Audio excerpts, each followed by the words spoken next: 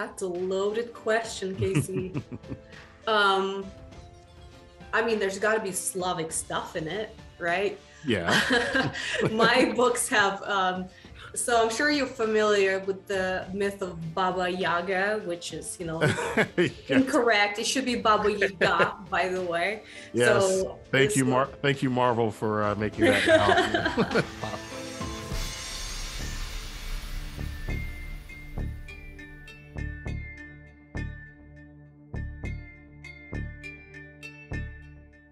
What's going on, guys? Welcome back to the podcast, Innerneath.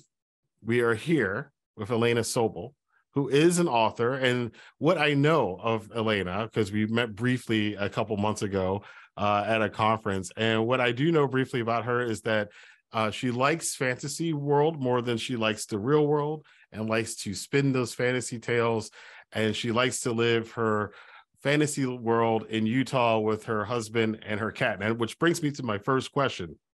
Yes, sir. Is your fantasy world in Utah with your husband, or is it a fantasy husband and a fantasy cat, or do the husband and the cat live with you in the fantasy world?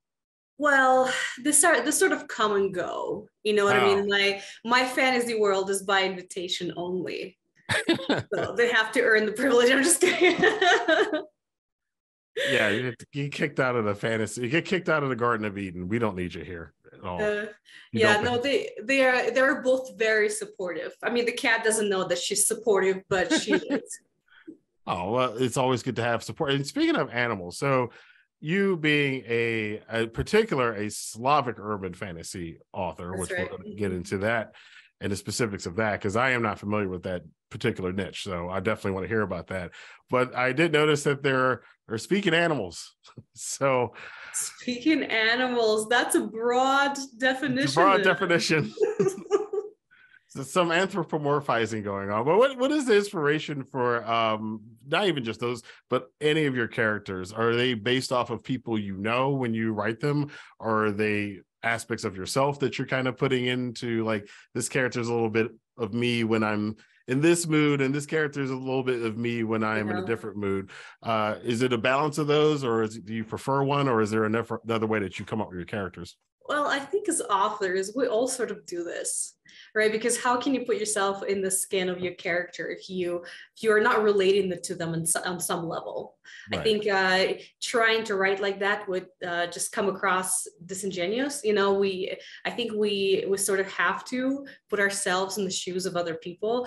And you're absolutely right. For example, in my book Stitched in Kozlov Chronicles, book 1, I imagined myself as a 26-year-old demigod guy living in Salt Lake City.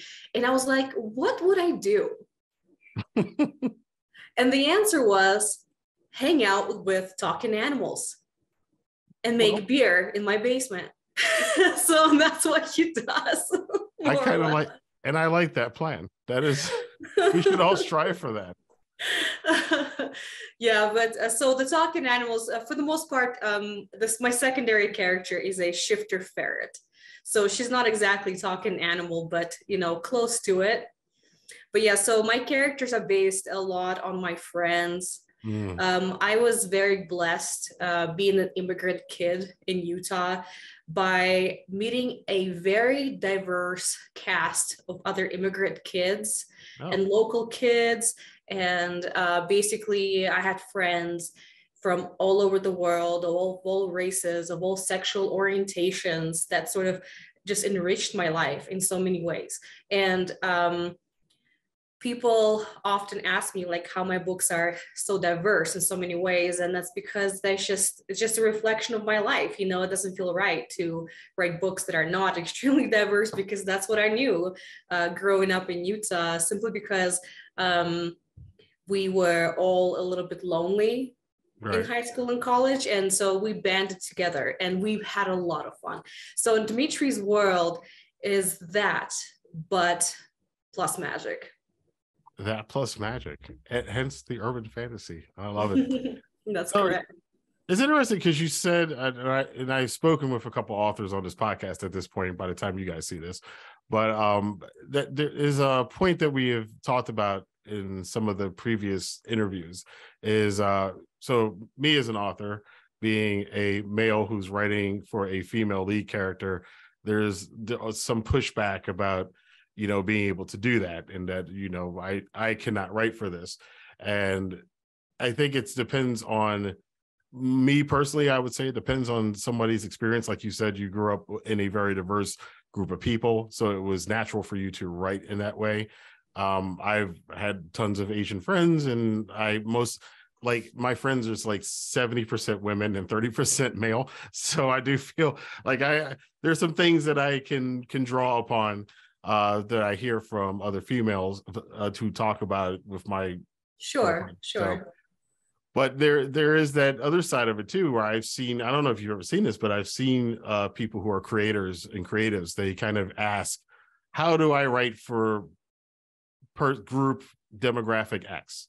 And it's me personally, and this is me shooting a little bit, maybe some might not like this, some might like it, but I think if you have to ask, it might mean you might not be best suited to write that. Because, you know, writing Japanese mythology, I've studied it and loved Japanese culture for my entire life, since I was a teenager. And it's always been something I've had an interest in. It's not something I pointed at and said, I've got to write for that demographic, so now I need to learn about it to write for it. Maybe I should know about it first. I don't know how you feel about maybe sometimes people might force it a little bit just because they feel they have to. I feel like this is a much discussed subject in our genre, isn't it?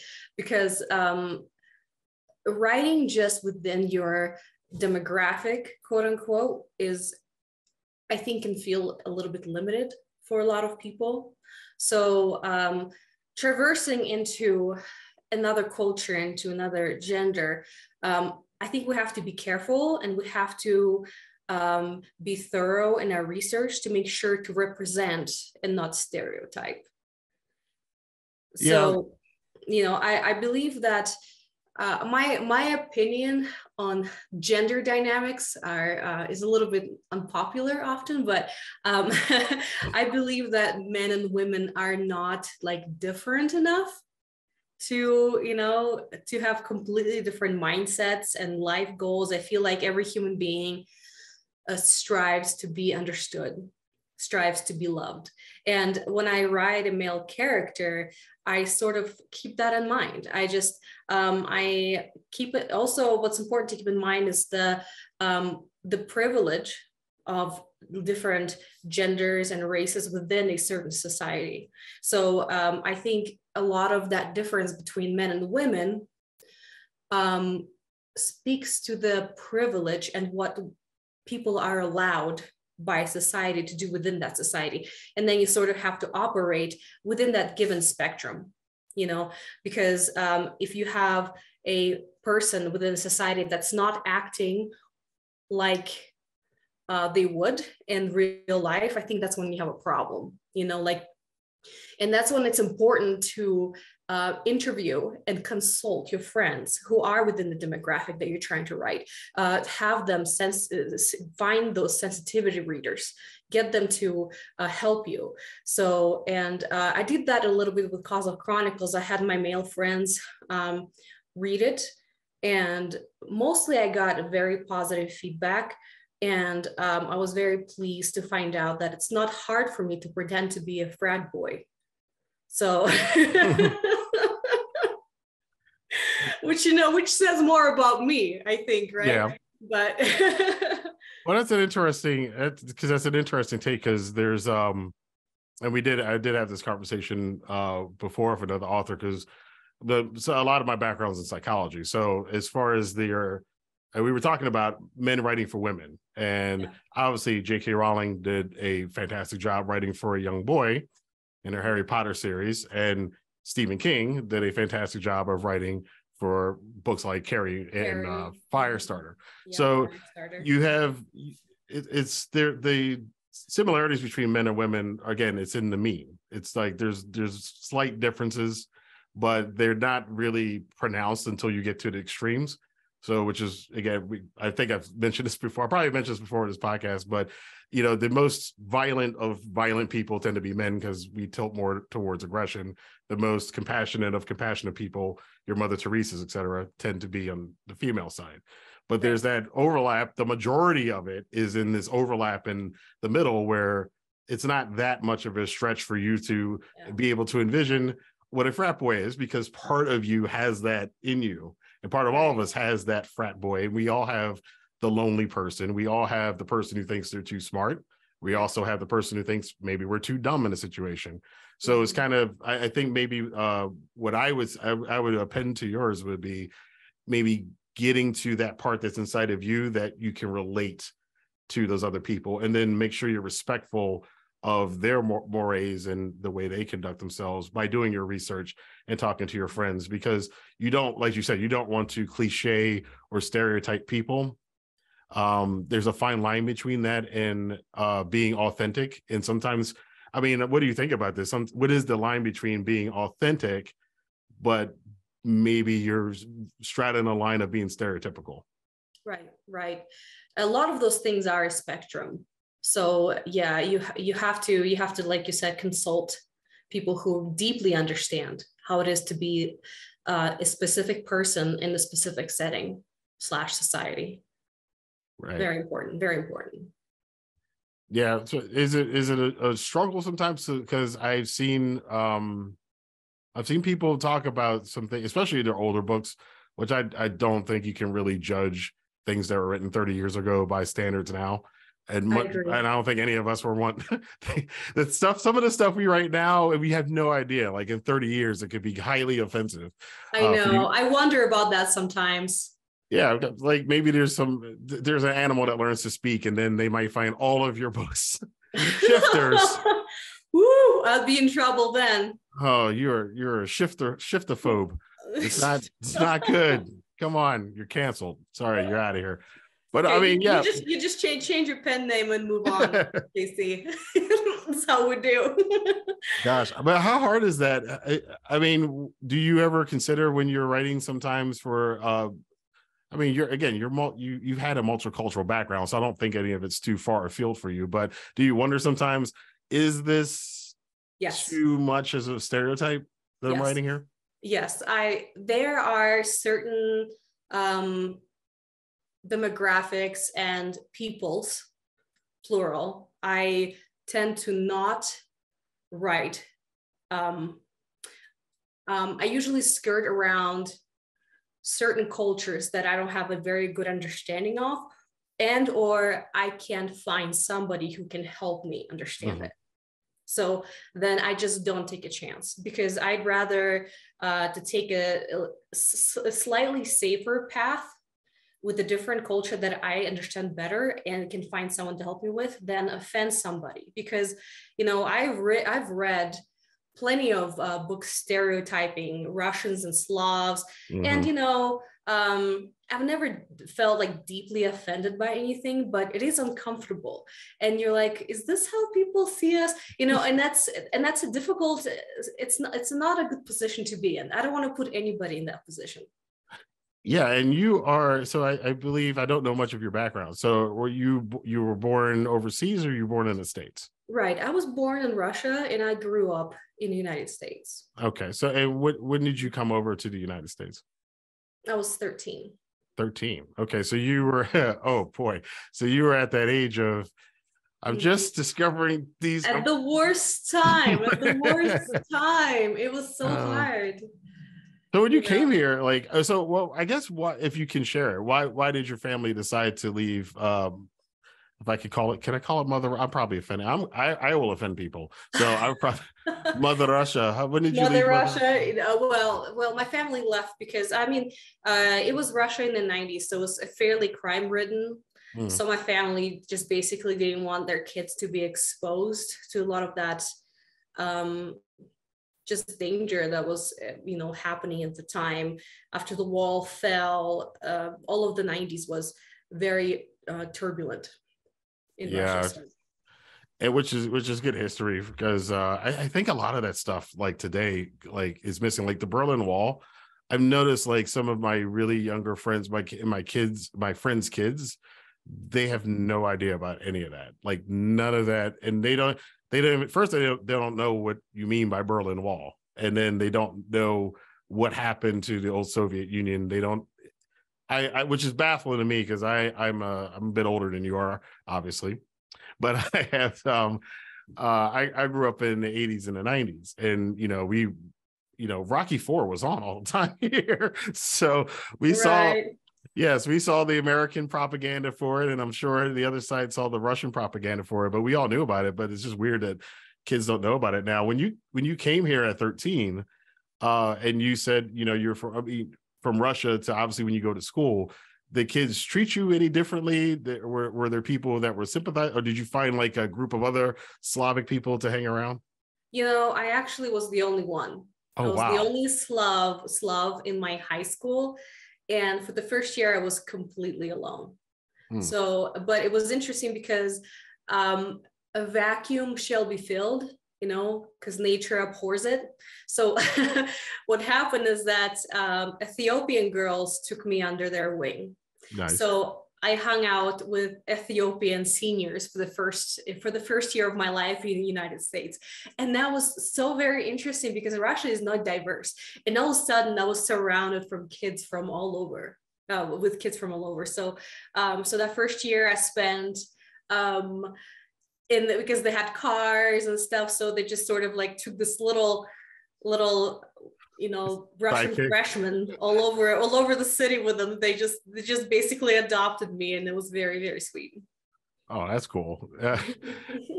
So where I live, we have a lot of different cultures clashing over here. So there's a very large Jewish community historically here, which is butted up right next to a very large Russian community. Right. She's gonna be mad if I don't mention this, but one of my friends has corrected me constantly about pronouncing her name Yelena. She's like, it's not Yelena, it's Lena. I was like, what happened to the Y? She's like, just say it like that. I'm like, yeah, I understand. I get where she's coming from with that. Yeah, there's a lot of cultural knowledge to. I can't write for Russians though, because I don't know anything about the history of Slavic history or whatever. But you write Slavic urban fantasy, so this niche I'm very fascinated by it. Like, what exactly makes something a Slavic urban fantasy story? That's a loaded question, Casey. I mean, there's got to be Slavic stuff in it, right? Yeah. My books have, so I'm sure you're familiar with the myth of Baba Yaga, which is, incorrect. It should be Baba Yaga, by the way. Yes. So thank you, Marvel, for making that now. So my main character is the grandson of Baba Yaga. And she has hidden him in Utah from his crazy cousins. And I mean, who in their right mind would look for a Russian or Slavic demigod in Utah? So, and so my story sort of like takes root from there. And I love Slavic mythology so much, and I've always felt that it's extremely underrepresented or presented incorrectly in a lot of Slavic mythology. So, and I thought that since no one else is doing it, I'm gonna have to do it myself, because no one would write my books for me. So I had to take matters into my own hands and create stories that at least semi-accurately represented Russian demigods and Russian creatures and Russian pantheon, because people are not even aware that there's a Slavic pantheon. And I was careful to integrate Belarusian and Ukrainian creatures into the mix, because Slavic mythology as a whole is extremely fascinating. It's beautiful. There's so many layers to it. And of course, like every other mythology in the world, one story feeds into the other and goes back 2,000 years. So, right. And unraveling those things, and admittedly taking a lot of creative liberty with them. Right. I weave all those elements into my stories, and I just enjoy it so much. I mean, I do what I love, and it's amazing. So for somebody who's not familiar with like the Slavic pantheon, everybody's familiar with, the Romans and the Greeks and, even the Vikings and the Norse gods and everything else. Now, how would you compare and contrast it to show somebody like this is what kind of distinguishes the Slavic mythology and the Slavic pantheon from these other ones that you might be familiar with? So Slavic mythology is quite a bit similar. It's like somewhere in between Celtic and Nordic mythology, I would say. Okay. So it's got a lot of unique elements, but some things are shared because it's mythology, it's stories. They cross borders and travel through time. So I would say that the distinguishing quality perhaps is a lot of wise and scary women in Slavic mythology, that if you kind of dig a little deeper, you find all kinds of tales about like fascinating women. And I absolutely adore that. Starting from Baba Yaga to Vasilisa the Wise, the stories about interesting women that changed the course of quote unquote mythological history and change stories themselves, and basically weren't just supporting roles. Very oftentimes there were lead roles in those stories, and I find that extremely fascinating. It's also very interesting because once you sort of dig a little deeper into Celtic and Nordic mythology, you find a lot of similarities, like the world tree. Right. So the world tree that reaches through basically all the pantheons, and it is also present in the Slavic mythology. Okay. Mm-hmm. So there is an Yggdrasil connected to the Slavic pantheon. Right. In the Slavic pantheon, it's an oak. It's an oak. Okay. Mm-hmm. I don't know how much of a gamer you are, if you are or not, but a little bit. But everybody's familiar. Obviously, now the rage right now is God of War, the God of War series, which they took a character who was an invented character from the Greek pantheon. They had a series with him there, and now they moved him into the Norse pantheon for the last two games. Yep. And I guess what they're going to do is they're going to have him go to different pantheons. So I wonder if this maybe make a pitch to the guys making a game that they need to go to Slavic pantheon. Maybe you might be the person to talk to about it. Well, I mean, I don't think the West is ready for the Slavic pantheon right now, but maybe one day. I'm sure working on it. I want to. A big part of my sort of like mission as an author is to familiarize people with the Slavic pantheon. I want it to be familiar because there's so many Slavs, and we are kind of woefully underrepresented in the fantasy genre, Witcher notwithstanding. Because I would say that he uses Slavic mythology a little bit more loosely, like by Eastern European standards, Witcher is quite a bit Western. Okay. So, which doesn't stop it from being an amazing story. I'm a huge fan. But like, as far as the core mythology is not really represented in those books. And it's kind of a shame, in my opinion. Yeah. Well, and you touched on also on, which is something that I had discussed earlier, is and me examining the hero's journey and noticing a different patterns between, again, writing for a female lead character and different patterns for the female hero's journey from the male one. And one of the things we were talking about is that it's interesting in Western culture, we're familiar with Gandalf, we're familiar with Obi-Wan, we're familiar with Dumbledore, but I was like, there are very sparse, like female counterparts to those characters that are popular.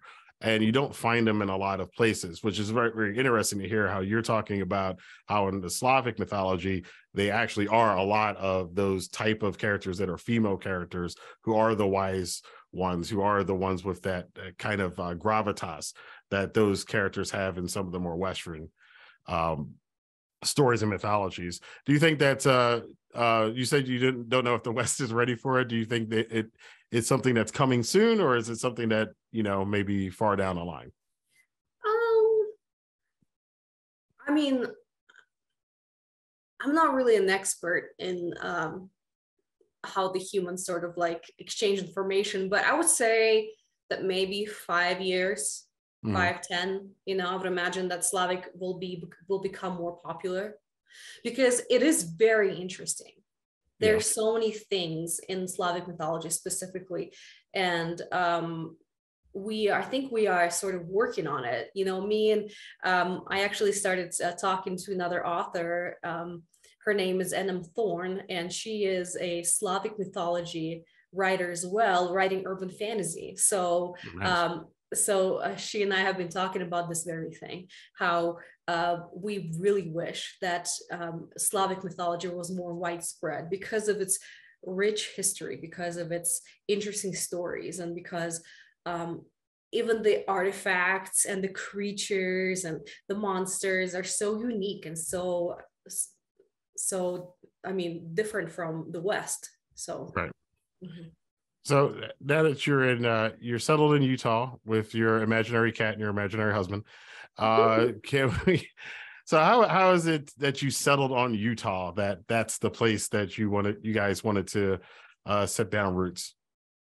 Oh, so my family was LDS, so that's why we came to Utah specifically. I'm not sure if you're familiar with the history of Utah, but yeah. So the Mormon Church is here, so that's how we sort of got introduced to the state, and then so that was that was a long time ago though. I wouldn't say that I'm an active member or anything. So non-practicing currently. Yes. Yeah, let's call it that. But yeah, so that was the reason. That was the primary reason we settled here.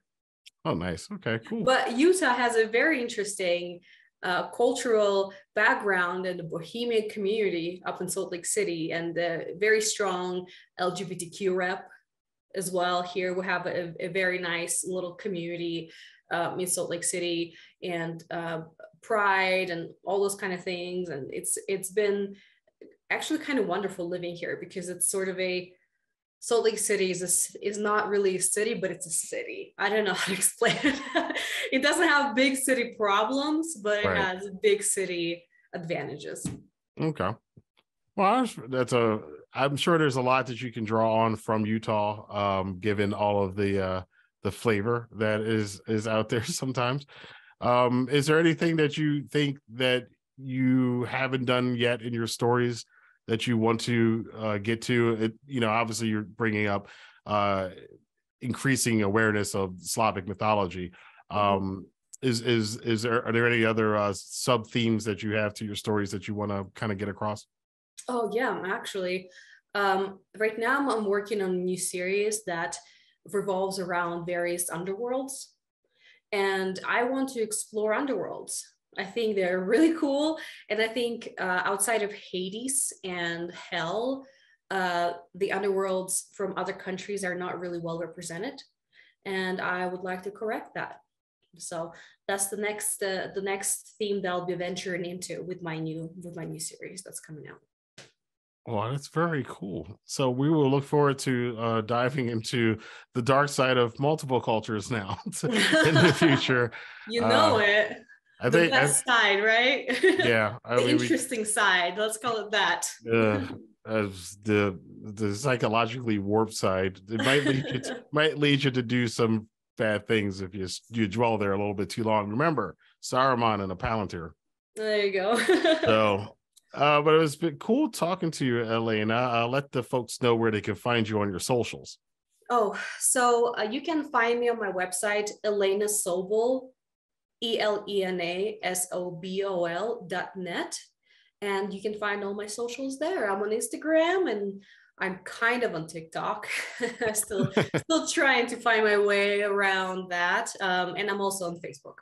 Cool. Well, thank you for joining us today, and we will see you guys soon. All right. Thank you, Casey. Bye, everybody.